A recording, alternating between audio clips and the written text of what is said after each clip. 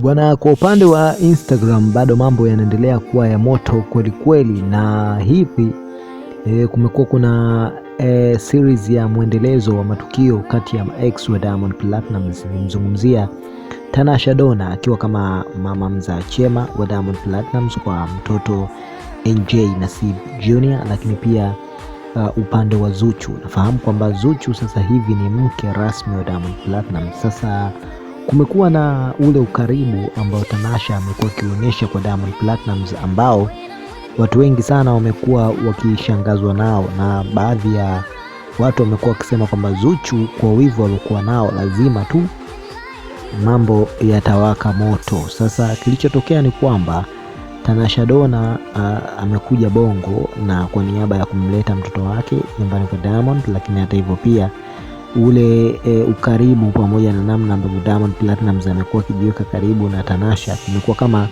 kunatengeneza wivu hivi kati ya Zuchu pamoja na Tanasha Donna.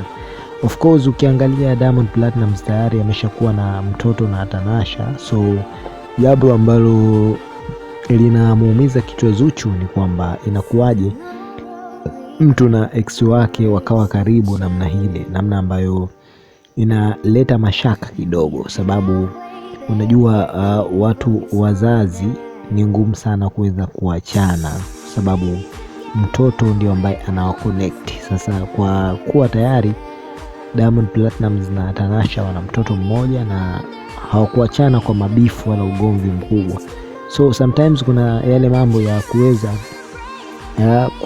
kurudiana na kukumbushia enzi. Sasa vitu kama hivyo hapa vinakuwa kama vikimnyima raha na amani Zuchu. Anahisi kwamba muda wote ule design kama anaibiwa hivi tonge lake, na lazima apambanie na aweke sawa kila kitu, kujua kwamba jambo lake linakuwa linaenda sawa na haibiwi mume wake. Sasa katika masuala mazima ya hivi kukaibuka masuala mazima ya mambo ya ushirikina, mambo ya kurogana na vitu vya hapa na pale. So mashabiki wengi pia walichangazwa na hiki, wakaongea vingi na wakazungumza kuhusiana na secret kwenye maisha, lakini pia na maisha ya branding. Mtu unapotaka kuwa star ni lazima kuna baadhi ya vitu ukubali tu kuviruhusu, ili tu wewe uweze kupasua kwenye ndoto zako na kuweza kufika mbali. So hayo ni miongoni mwa mambo machache ambayo yameweza kujiri ndani ya siku ya leo. Tuambie kwenye upande wa comment hapo, unahisi nani ana makosa kumzidi mwenzake, Zuchu au Tanasha, na ni yupi atabaki kuwa na Diamond Platnumz kwa muda mrefu? Tusahau kusubscribe, kulike hapo pamoja na kushare.